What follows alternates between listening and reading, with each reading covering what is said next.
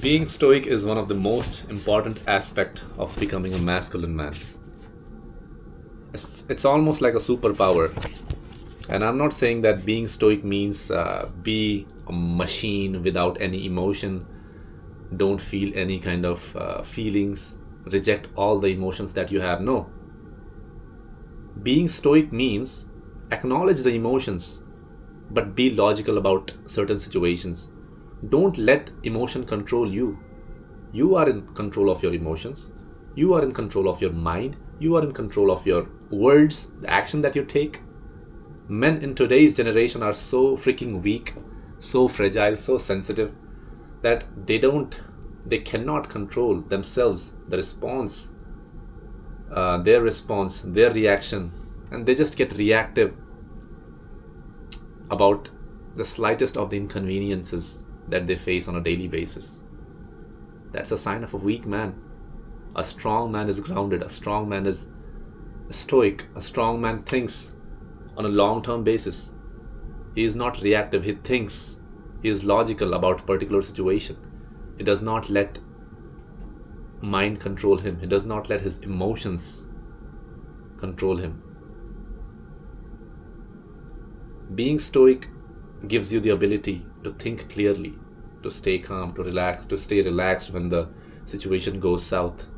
It's very, very important, not just for men, for women, for children, for elderly people, for young people, everybody. It's so freaking important, this value, this character trait to develop.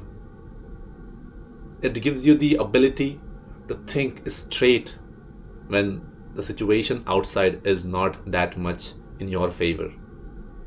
It gives you the ability to stay calm, to relax, and think long term. Think about the solution. When you are relaxed, the solution almost all of the time just pops up in your head like this.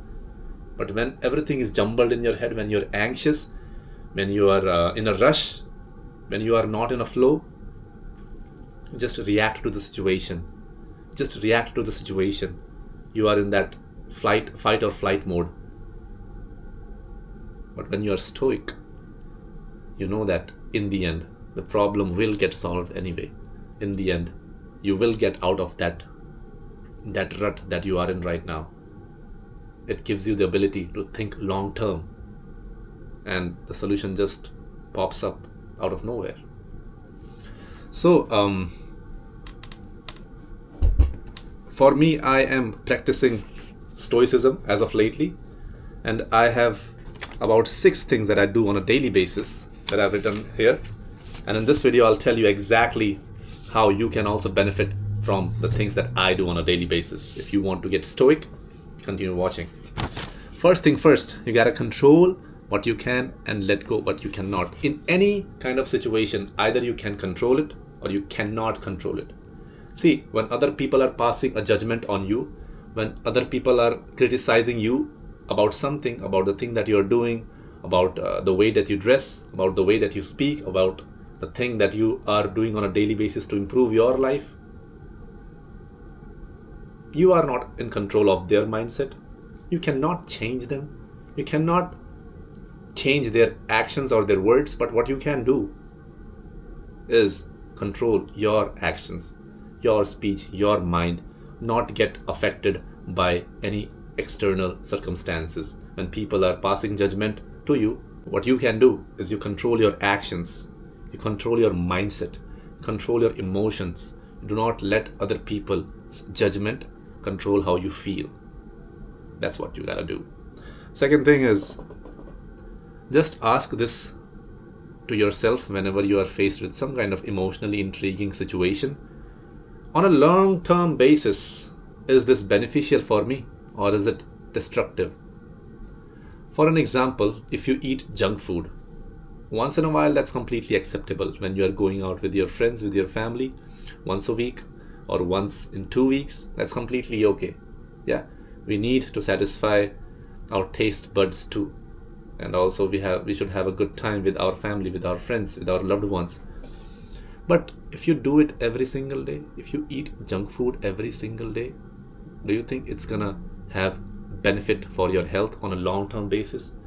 Do you think 5 years, 10 years down the line, is it going to actually benefit your health or destroy your health?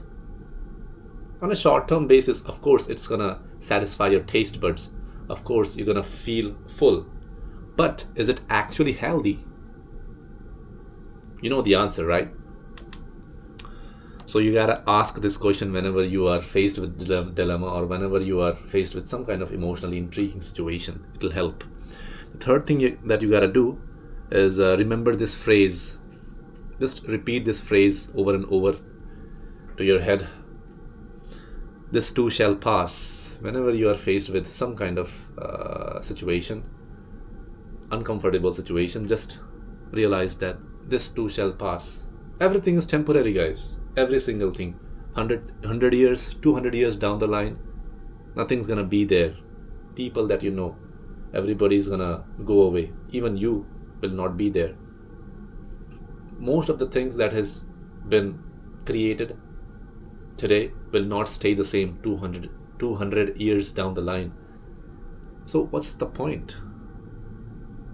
What is the point? Nothing. So why not just relax? Just stay calm. If we think things on a long-term basis, we realize that our life is not as much bad as we think it is. We become calm, we become relaxed in that exact moment. We realize that everything is temporary, and that's the reason why everything that we go through, even the struggles, it's much more valuable to us. Because we know that when we are 80, we would just think about these days when we were struggling, and we would have a smile on our faces. We would not regret any kind of hardships that we have faced on our younger days. Every single thing that we have been through, good days and bad days, were there for reasons. And automatically we become stoic, we become calm. The next thing that you gotta do is observe yourself from a third person's point of view. Just imagine that there is a person who is hovering on your back, who is right above you and right behind you, who is hovering and who is looking every single thing that you do, the way you dress, the way you talk, the places that you go, the people that you hang around with, every single thing, every action that you take. And you suddenly become calm, relaxed. Why? Because you associate that person who is looking after you with the person who is your mentor, who is your teacher, who is already achieved something that you want. And if you are that person who is looking at you and the things that you are doing, you automatically become stoic. See, these are the things that I told you might take a while for you to make it a habit, but over a period of time, it is definitely beneficial. The next thing that you gotta do is read Meditations by Marcus Aurelius. Read it, you will not regret it. The last thing that you do is journal your thoughts. Take out time, about 15 to 20 minutes every single night before sleeping, and just journal your thoughts, what you're thinking, how your day went, what you did, what you did not do, how you felt about it after taking a particular action about something. Were you stoic? How stoic were you as compared to days before? And were you in control of your emotions, or were you controlling your emotions? Like, just journal it. Don't judge yourself. Just look at yourself as a third person. As I told you on the fourth point, right? Observe yourself from a third person's point of view. Just write out. That's it. Do not judge yourself. Just be aware of your thoughts. Be aware of your actions. It will help. Do all these things and you will see the results. You will see that you will become a more stoic person on a long enough time frame, about like 2 to 3 weeks after doing this, you'll start to see the difference. So yeah, that's it for today's video, guys. I'll see you in the next one.